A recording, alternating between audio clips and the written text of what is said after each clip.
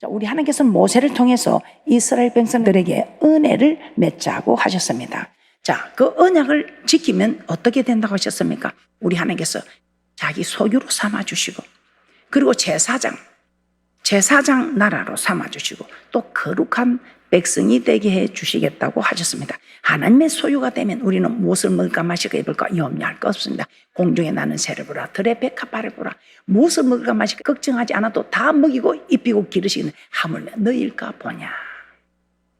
그런데 조건이 있지요. 자, 그리고 우리 하나님께서는 제사장 나라, 제사장은 가르치는 일입니다. 남을 가르치면 가르치지 가르침을 받는 것이 아니 그것보다도 존귀한 자로, 우리 하나님께서 존귀한 자로 머리로 만들어 주겠다고 말씀하고 있습니다. 그리고 정말 중요한 것은 거룩한 백성, 말씀과 기도로 거룩하게 하는 거룩한 백성. 이 거룩한 백성이 왜 거룩한 백성이 됩니까? 저 거룩한 나라, 저 거룩한 성에 나 들어가겠네. 그 거룩한 성에 거룩한 자가 들어간다 이 말입니다. 그래서 우리 하나님께서는 거룩한 백성으로 만들어 주시겠다고 약속을 하셨습니다. 그럼 우리 하나님께서 그렇게 약속을 하시자 이스라엘 백성들이 일제히 그렇게 하겠다고, 그 명령을 받겠다고 말씀을 하셨습니다. 대답을 했습니다. 그럴 때 우리 하나님께서는 다시 시내산에 강림하셔서 정말 이제 그들이 지켜야 할 언약을 직접 선포해 주십니다. 출애굽기 20장 5절입니다. 출애굽기 20장 5절입니다. 그것들에게 절하지 말며 그것들을 섬기지 말라. 나 여호와 너의 하나님은 질투하는 하나님인즉 나를 미워하는 자의 죄를 갚되 아비로부터 아들에게로 3, 4대까지 이르게 하거니와. 우리는 하나님을 사랑의 하나님으로 알고 있습니다. 그런데 오늘 하나님 말씀에서는 자신을 질투하는 하나님. 어떻게 여러분 생각하셨습니까? 저는 하나님도 질투를 하시는가? 여러분도 아마 그런 의문을 품으셨을 것입니다. 예, 하나님도 질투하십니다. 자, 그렇다면 오늘 하나님은 왜 질투를 하실까요? 사람도 아닌 하나님께서 왜 질투를 하실까요? 오늘 분명히 말씀에 질투하는 하나님이다 말씀하고 있습니다. 질투하는 하나님. 왜 그럴까요? 한번 성경을 보신 분들은 이런 의문을 한 번쯤은 다 가져보셨을 것입니다. 오늘 하나님께서 질투하시는 이유를 말씀을 통해서 한번 깨닫게 되는 시간이 될 줄 믿습니다. 자, 출애굽기 34장 14절에서도 우리 하나님은 나는 질투라 이름하는 질투의 하나님이라고 말씀합니다. 출애굽기 34장 14절입니다. 출애굽기 34장 14절입니다. 너는 다른 신에게 절하지 말라. 여호와는 질투라 이름하는 질투의 하나님이니라. 신명기 4장 23절에서 24절에서도 이렇게 말씀하고 있습니다. 신명기 4장 23절에서 24절에서도 질투하는 하나님이라고 말씀하고 있습니다. 신명기 4장 23절에서 24절 말씀입니다. 너희는 스스로 삼가서 너희 하나님 여호와께서 너희와 세우신 언약을 잊어버려서 내 하나님 여호와께서 금하신 아무 형상의 우상이든지 조각하지 말라.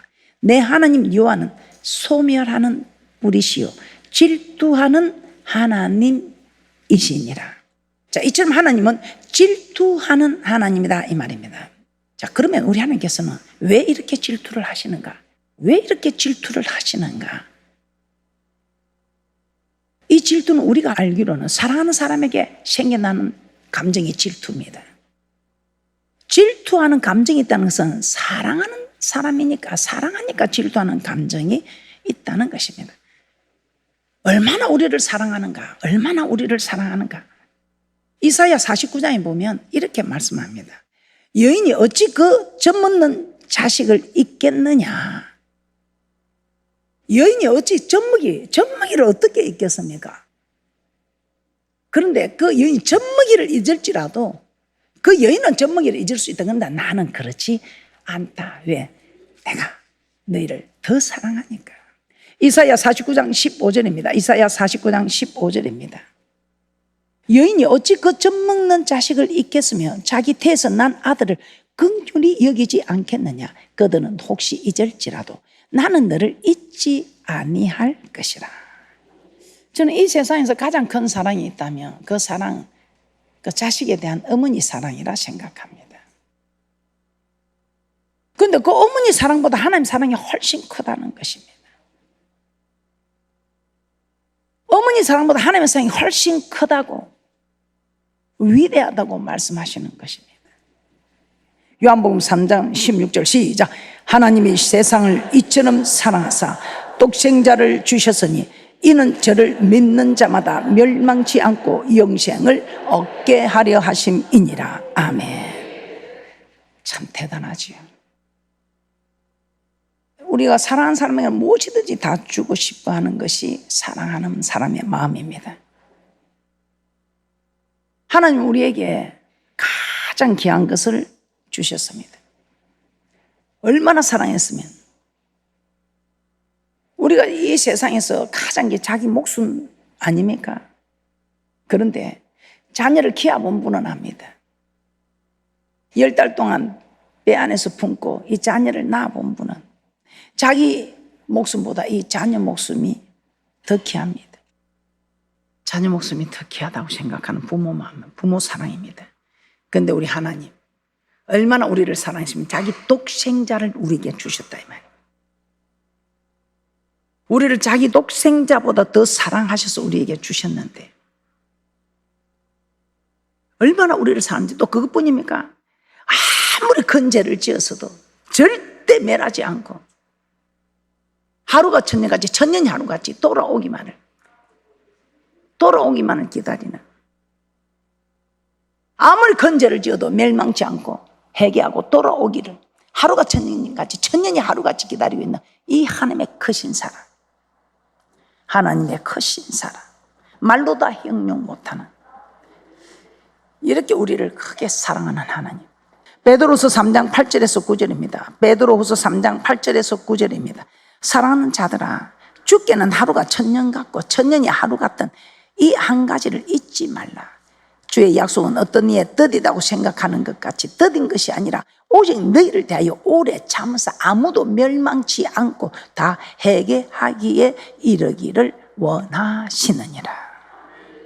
우리 하나님은 어떤 죄인이라도 당장에 멸할 수 있지만 멸하지 않고 멸망당하는 것을 원치 않기 때문에 모두가 다 회개하고 돌아오기를 원하여 하루가 천년같이, 천년이 하루같이 기다리고 있는, 이만큼 깊이 우리를 사랑하고 계신다는 것입니다. 이렇게 하나님은 죄인조차도 우리를 사랑하시는데 우리가 하나님을 사랑하지 않고 다른 것을 사랑할 때 하나님은 질투하시는 하나님이다 이 말입니다. 우리 하나님께서는 자기 자신보다 우리를 더 사랑했기 때문에 우리도 하나님을 가장 많이 사랑하기를 원하신다 이 말입니다. 그런데 하나님보다 다른 것을 더 사랑할 때 우리 하나님은 질투하신다. 사랑이 크면 클수록 질투는 커지는 법이지요. 그러므로 이제 우리는 이 말씀을 오늘 깨닫게 된다면 하나님보다 더 사랑하는 대상을 만들지 않으시기를 주님의 이름으로 부탁을 드립니다. 자, 그러면 하나님께서 질투하는 방법은 무엇일까요? 우리 하나님이 질투하는, 어떻게 하나님이 그 질투를 나타내실까? 아, 하나님이 질투하시네. 아, 하나님 질투가 시작되었다. 아, 하나님이 질투를 빨리 끝내야 되겠다. 하나님이 질투하는 방법을 아시고 여러분들 하나님의 질투를 끝내고 하나님의 축복을 누리는, 사랑을 누리는 귀한 분들 되시기를 주님의 이름으로 축복합니다. 하나님이 이스라엘 백성과 언약을 맺겠다고 했습니다. 그 언약의 내용으로 십계명을 선포했다고 말씀을 드렸습니다. 그러면서 그 십계명에서 자신을 질투하는 하나님이라고 말씀합니다. 어떨 때 질투하신다고요? 우리가 하나님의 언약을 지키지 않을 때 질투하신다 이 말입니다. 하나님 우리를 독생자를 주시면서까지 사랑한 하나님이기 때문에 그 하나님께서 자기 사랑을 입은 자들이 자기를 사랑하지 않을 때, 즉 하나님의 언약, 하나님은 말씀이, 태초에 말씀이 계시니라, 이 말씀이 하나님과 함께 계시더니 이 말씀이 곧 하나님이시라. 그래서 하나님의 말씀으로 약속한 그 언약에 대하여 지키지 않을 때 질투하시는 하나님입니다. 그러면서 우리 하나님께서는 뭐라고 합니까? 모세에게 십계명을 주시면서 이 언약을 지키지 아니하는 자는 나를 미워하는 자다. 언약을 지키지 않는 자는 나를 미워하는 자다. 이렇게 딱 기록을 해놨습니다. 언약을 지키지 않는 자는 나를 미워하는 자. 우리 하나님께서는 나를 사랑하는 자는 나의 사랑을 입을 것이고 나를 미워하는 자는 나의 미움을 받는, 이것이 율법과 선지자의 강령입니다. 대접받고자 하나 대접하라. 이것이 율법과 선지자니라. 출애굽기 20장 5절 한번 보겠습니다. 출애굽기 20장 5절입니다. 함께 합독합니다. 시작. 그것들에게 절하지 말며 그것들을 섬기지 말라. 나 여호와 너희 하나님은 질투하는 하나님이지 나를 미워하는 자의 죄를 갚되 아비로부터 아들에게로 3, 4대까지 이르게 하거니와. 하나님을 믿는 자라면 누구도 하나님을 미워하지 않을 것입니다. 그런데 하나님은 언약을 선포하시고 자신을 질투하는 하나님이다. 나를 미워하는 자의 죄를 갚되 어떻게 갚는다고 했습니까? 어떤 사람은 우리 하나님 사랑의 하나님 맞네. 미워하는 자는 3세대까지 저주하지만 사랑하는 사람에게는 1000대까지 축복하니까 사랑의 하나님 맞다고 합니다. 그런데 미워하는 자의 죄를 갚되 3, 4대까지 자의 손을 저주하면 손이 끊겨버립니다. 3, 4대까지 가면 이제 그 대를 이을 자손이 되지 않습니다. 끝나버리는 것입니다. 1000대까지는 계속 가고 있지만 미워하는 자에게는 1000대까지 갈 필요가 없어요. 3, 4대까지만 가도 끊어져 버립니다. 이해가 되십니까? 그래서 우리 하나님을 떨며 두려움으로 섬겨야 합니다. 자, 이처럼 하나님 언약을 지키지 않을 때 우리 하나님을 미워하는 자가 되기 때문에 자기를 미워하는 자에게 그 죄를 갚겠다고 하시는 것입니다. 목사님, 이건 우상숭배에 대해서 다른 신을 섬길 때 하는 말씀 아닙니까? 우리 하나님께서는 왕관고집도 우상숭배라고 합니다. 우리 하나님께서 가라사대 기록되었을 때 하면 하나님 말씀에 아멘을 해야 되는데 그렇지만 내 생각은 그렇지만 내 고집은 그렇지만 내 뜻은 할 때 왕관고집은 우상숭배라고 합니다. 누가 예수 믿는 사람들이 다른 우상을 섬기겠습니까? 그래서 여러분들이 말씀이 선포된 그 언약을 지키지 않으면 하나님을 미워하는 자, 언약을 지키지 않는 미워. 까닭도 없이 나는 하나님 잘 섬긴데 나만 겪는 고난이냐고. 아닙니다. 그래서 우리는 말씀을 주야로 묵상하며 어디서 내가 잘못되었는가, 어디서 틀어졌는가 우리는 말씀을 통해서 깨닫고 빨리빨리 축복의 길로, 그냥 축복의 길이 아니고 대축복의 길로 들어서는 대축복자들 되시기를 주님의 이름으로 축복합니다. 모세는 다시 올라와서 십계명을 받는 장면이 나옵니다. 이때 하나님은 모세에게 여호와는 자비롭고 은혜롭고 노하기를 더디하시고 인자와 진실이 많은 하나님이셔서 인자를 1000대까지 베풀며 악과 가실과 죄를 용서하지만 형벌 받을 자는 결단코 면제하지 않고 아비의 악을 자의 손 3, 4대까지 보응하리라, 이렇게 말씀하고 있습니다. 출애굽기 34장 6절에서 7절 말씀입니다. 출애굽기 34장 6절 7절 합독합니다. 시작. 여호와께서 그의 앞으로 지나시며 반포하시되 여호와로라 자비롭고 은혜롭고 노하기를 더디하고 인자와 진실이 많은 하나님이로라.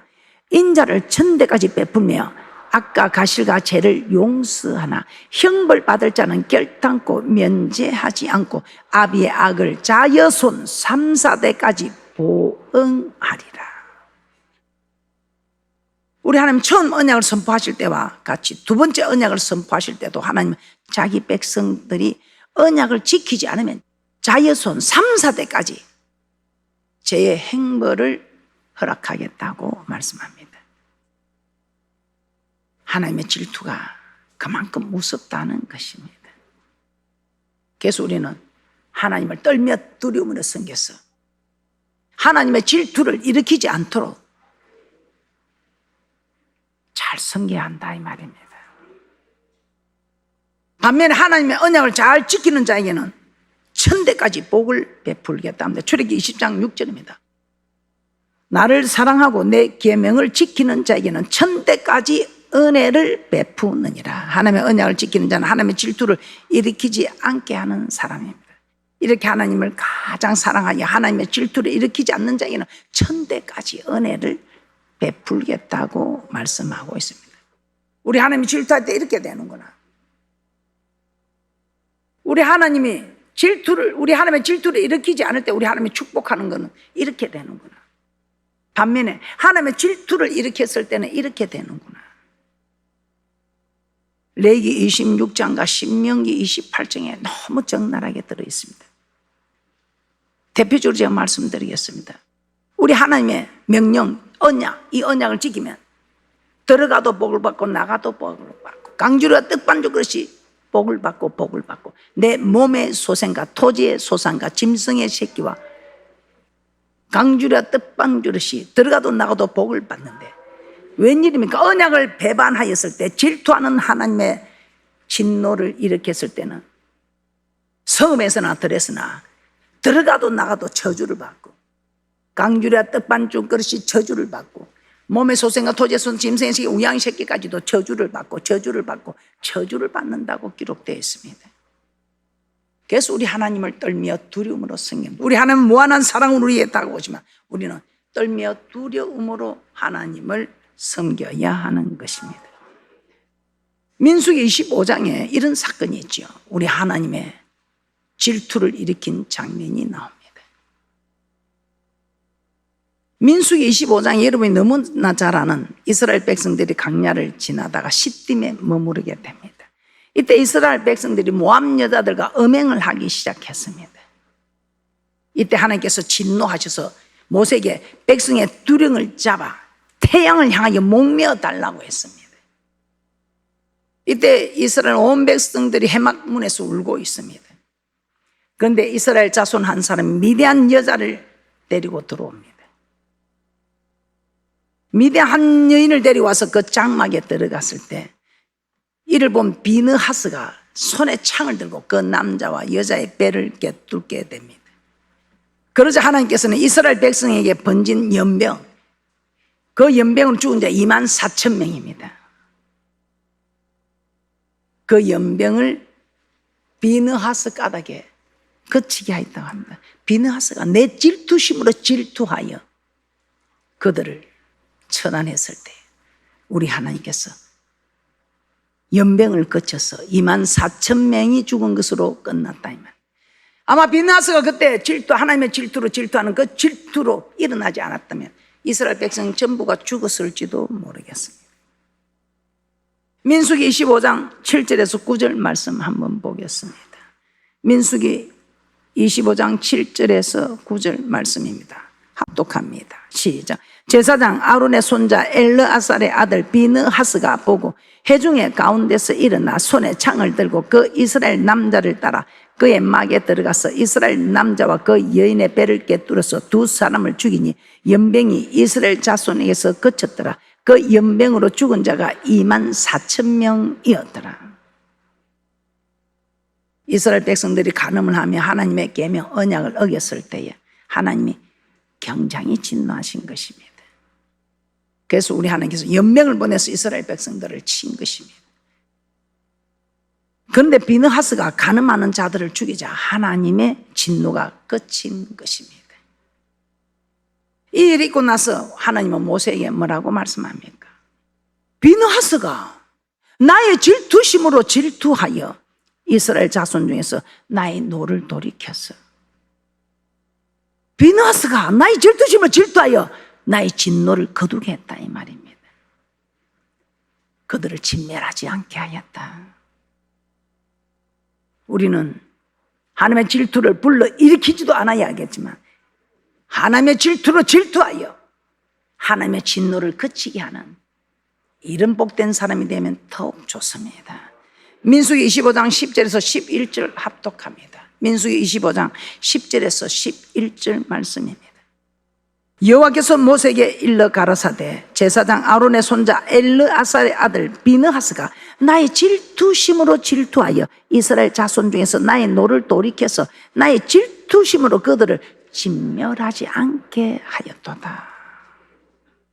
여러분들도 앞으로 가정에서, 교회에서, 사회에서도 하나님의 질투하심으로 질투하여 하나님을 진노를 거치게 하는 귀하고 복된 분들 되시기를 주님의 이름으로 축복합니다. 하나님께서는 이스라엘 백성과 맺은 언약을 어겼을 때 질투한다. 네가 내 언약을 어겼을 때 네가 나를 미워하는구나. 나는 너를 얼마나 사랑하는데 너는 나를 미워하는구나 하고 우리 하나님의 질투심을 불러일으킨다. 이 질투했을 때 하나님의 진노가 일어납니다. 이스라엘 백성들에게는 연병으로 24,000명을 치는 질투의 증거가 나타났습니다. 그런데 비느하스가 하나님의 질투하시면 질투하여 가늠한 자들을 죽였을 때 우리 하나님께서는 하나님의 노를 돌이키셨다고 합니다. 질투는 무서운 것입니다. 그만큼 사랑하는 사람에게 일어나는 감정인 질투. 우리 하나님이 우리를 그만큼 사랑하기 때문에 네가 내 언약을 지키지 않으면 나를 미워하는 증거다. 그런데 여러분 하나님 말씀을 다 지킵니까? 어떻게 다 지키느냐고. 어떻게 그 말씀을 다 지키냐고 우리는 그렇게 말하지 않습니까? 그러면 우리 하나님께서는 우리가 감당지 못하고 허락하셨습니까? 우리가 지킬 수 없으니까 하나님께 도와달라고 기도하는 것 아닙니까? 이것이 우리 하나님께서 내 뜻이다. 쉬지 말고 기도하라. 이는 그리스도 예수 안에서 너희를 향한 내 뜻이다. 너희가 기도하라.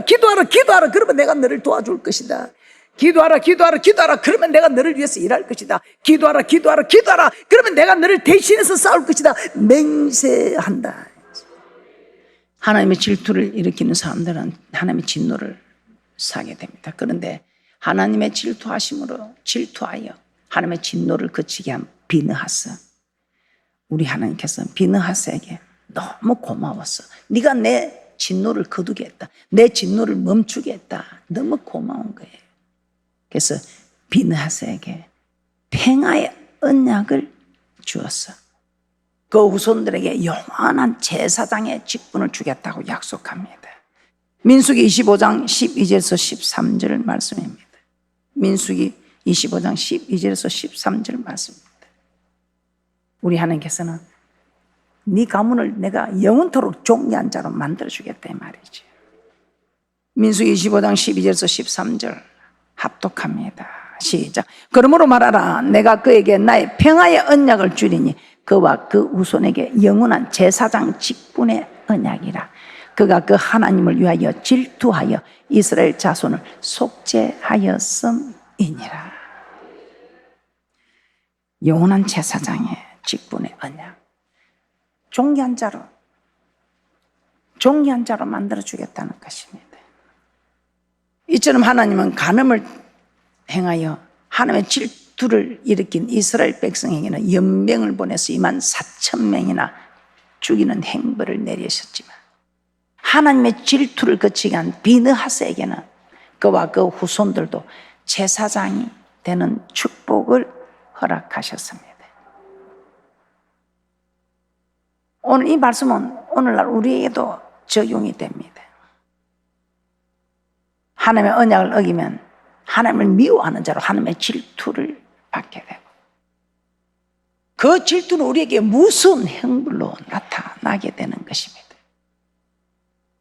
그러나 반대로 하나님의 질투를 거치게 하면 축복으로 갚아주시는 것입니다. 앞으로 절대로 질투를 일으키는 일을 하지 않기를 주님의 이름으로 부탁하며 축복합니다.